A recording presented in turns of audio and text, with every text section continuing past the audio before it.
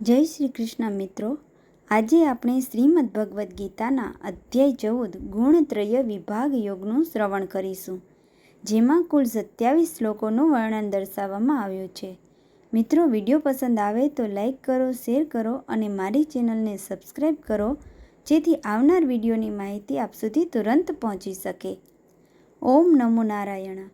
માયિક પ્રકૃતિના 3 ગુણોના જ્ઞાન દ્વારા યોગ. અગાઉના અધ્યાયમાં આત્મા અને માયિક શરીર વચ્ચેની ભિન્નતા અંગે વિસ્તૃત સ્પષ્ટીકરણ પ્રસ્તુત કરવામાં આવ્યું. આ અધ્યાય માયા શક્તિની પ્રકૃતિ અંગે વર્ણન કરે છે કે જે શરીર તથા તેના તત્વોનો સ્ત્રોત છે અને તે પ્રમાણે મન અને વિષય બંનેનો ઉદ્ગમ છે. શ્રી કૃષ્ણ દર્શાવે છે કે માયિક શક્તિ 3 ગુણોથી નિર્મિત છે: સત્વ, રજસ અને તમસ. માયિક શક્તિથી બનેલા શરીર, મન અને બુદ્ધિમાં પણ આ 3 ગુણો વિદ્યમાન હોય છે. આપણા શરીરમાં આ ગુણોનું મિશ્રણ આપણા વ્યક્તિત્વનો રંગ નિર્ધારિત કરે છે. શાંતિમયતા, ક્ષેમકુશળતા, સદાચારિતા અને નિર્મળતા સત્વગુણના લક્ષણો છે. રજોગુણ સાંસારિક વૃદ્ધિ માટે અનંત કામનાઓ અને અતૃપ્ત મહત્વાકાંક્ષાઓને ઉત્પન્ન કરે છે. અને તમસ ભ્રમ, આળસ, મદ અને નિદ્રાનું કારણ છે. જ્યાં સુધી જીવ દિવ્ય જ્ઞાન પ્રાપ્ત કરતો નથી ત્યાં સુધી તેણે આ પ્રબળ શક્તિ ધરાવતા 3 ગુણો સાથે વ્યવહાર કરવાનું શીખવું જોઈએ. આ 3 ગુણોથી પર ગુણાતીત થવામાં જ મુક્તિ રહેલી છે. શ્રી કૃષ્ણ આ ગુણોનું બંધન તોડવા માટે અતિ સરળ ઉપાય પ્રગટ કરે છે. પૂર્ણ પુરુષોત્તમ ભગવાન આ 3 ગુણોથી પર ગુણાતીત છે અને જો આપણે તેમના પ્રત્યે અનુરક્ત થઈએ તો આપણું મન પણ તે દિવ્ય અવસ્થા તરફ ઉદય પામે છે. આ મુદ્દે અર્જુન આ 3 ગુણોથી પર મનુષ્યના લક્ષણો અંગે તેમને પ્રશ્ન કરે છે. પશ્ચાત શ્રી કૃષ્ણ સુચારુ રીતે આવા મુક્ત આત્માઓના લક્ષણો પ્રસ્તુત કરે છે. તેઓ સ્પષ્ટ કરે છે કે પ્રબુદ્ધ મનુષ્ય સદા સંતુલિત રહે છે. તેઓ સંસારમાં આ ગુણોની કાર્યાન્વિતતાથી અને મનુષ્યો, વિષયો તથા પરિસ્થિતિઓમાં જોવા મળતા તેમના પ્રભાવથી વિચલિત થતા નથી. તેઓ સર્વને ભગવાનની શક્તિના પ્રગટીકરણ સ્વરૂપે જોવે છે, જે અંતતઃ તેમના નિયંત્રણમાં જ છે. આ પ્રમાણે સાંસારિક પરિસ્થિતિઓ ન તો તેમને હર્ષ ઘેલા કરી દે છે કે ન તો દુઃખી કરી શકે છે.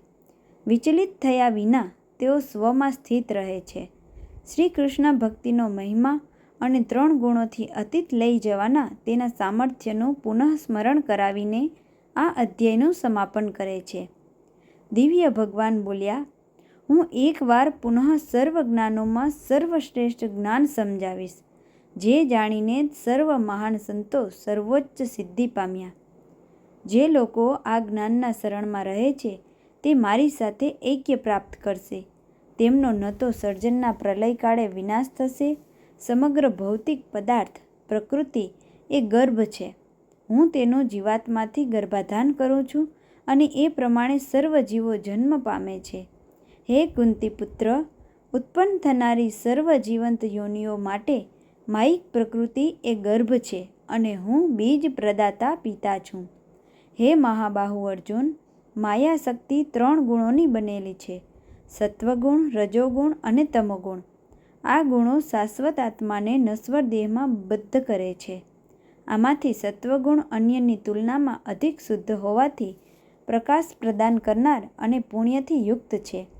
હે નિષ્પાપ અર્જુન, તે સુખ અને જ્ઞાન પ્રત્યે આસક્તિનું સર્જન કરીને આત્માને બંધનમાં મૂકે છે.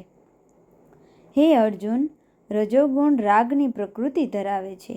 તે સાંસારિક કામનાઓ અને અનુરાગમાંથી ઉત્પન્ન થાય છે તથા આત્માને સકામ કર્મોની આસક્તિ દ્વારા બદ્ધ કરે છે. હે અર્જુન, તમોગુણ જે અજ્ઞાનમાંથી જન્મે છે તે દેહધારી આત્માઓના મોહનું કારણ છે. તે પ્રમાદ, આળસ અને નિદ્રા દ્વારા સર્વ જીવોને ભ્રમિત કરે છે. સત્વ વ્યક્તિને માયિક સુખોમાં બાંધે છે. રજસ આત્માને પ્રવૃત્તિઓ પ્રત્યે અભિસંધિત કરે છે અને તમસ જ્ઞાનને આચ્છાદિત કરીને વ્યક્તિના ભ્રમમાં બાંધે છે. હે ભરતપુત્ર, કેટલીક વાર સારાઈ, સત્વ, આવેશ, રજસ અને અજ્ઞાન તમસ પર આધિપત્ય ધરાવે છે. કેટલીક વાર રજસ ભલાઈ અને અજ્ઞાન પર વર્ચસ્વ ધરાવે છે અને કેટલીક વાર અજ્ઞાન ભલાઈ અને આવેશ હાવી થઈ જાય છે. જ્યારે જ્ઞાન દ્વારા શરીરના સર્વ દ્વારો પ્રકાશિત થાય છે ત્યારે તેને સત્વગુણની અભિવ્યક્તિ જાણ. હે અર્જુન, જ્યારે રજોગુણની પ્રધાનતા હોય છે ત્યારે લોભ, સાંસારિક સિદ્ધિઓ માટે ઉદ્યમ, અનિયંત્રિતતા અને તૃષ્ણાનો વિકાસ થાય છે.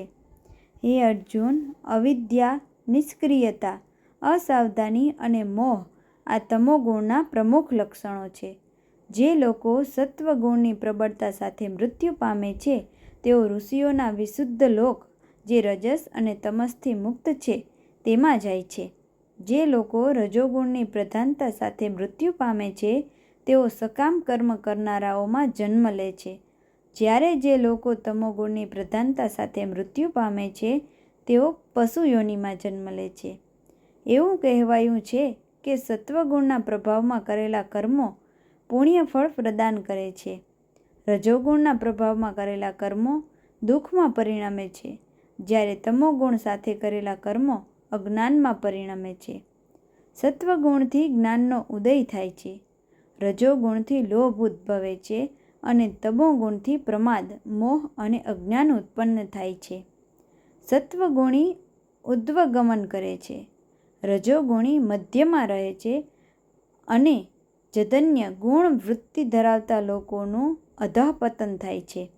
જ્યારે જે ગુણાતીત હોય છે તે મને પ્રાપ્ત કરે છે. જ્યારે જ્ઞાની મનુષ્યોને એ જ્ઞાત થાય છે કે સર્વ કાર્યોમાં પ્રકૃતિના 3 ગુણો સિવાય અન્ય કોઈ કરતા નથી અને તેઓ મને ગુણાતીત જાણે છે, ત્યારે તેઓ મારા દિવ્ય સ્વભાવને પ્રાપ્ત કરે છે.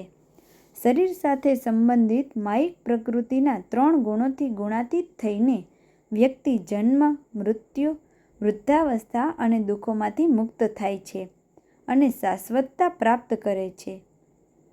અર્જુને પૂછ્યું, હે પ્રભુ, જે લોકો આ 3 ગુણોથી ઉપર ઉઠી ગયેલા છે તેમના લક્ષણો ક્યાં છે? તેઓનું આચરણ કેવું હોય છે? તેઓ ગુણોના બંધનોને કેવી રીતે ઓળંગી જાય છે? પૂર્ણ પુરુષોત્તમ ભગવાન બોલ્યા, હે અર્જુન, જે મનુષ્યો ગુણાતીત હોય છે તેઓ ન તો પ્રકાશ, જે સત્વમાંથી ઉદય પામે છે, ને ન તો પ્રવૃત્તિ, રજસમાંથી ઉત્પન્ન, ન તો મોહ, તમસથી ઉત્પન્ન પ્રત્યે, ન તો તેમની અત્યાધિક ઉપસ્થિતિમાં ઘૃણા કરે છે કે ન તો તેમની અનુપસ્થિતિમાં તેમની ઝંખના કરે છે. તેઓ 3 ગુણો પ્રત્યે ઉદાસીન રહે છે તથા તેમનાથી વિચલિત થતા નથી. કેવળ ગુણો જ ક્રિયાન્વિત છે એમ જાણીને તેઓ વિહવળ થયા વિના સ્વમાં સ્થાપિત રહે છે.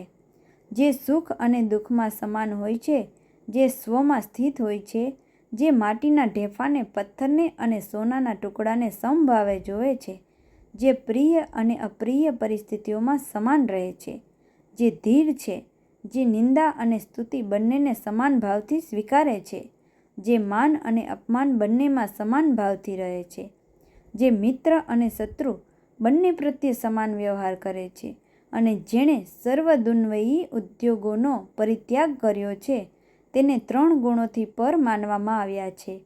જે મારી વિશુદ્ધ ભક્તિ સાથે સેવા કરે છે તે માયિક પ્રકૃતિના 3 ગુણોથી ઉપર ઉઠે છે અને બ્રહ્મની અવસ્થાએ પહોંચે છે.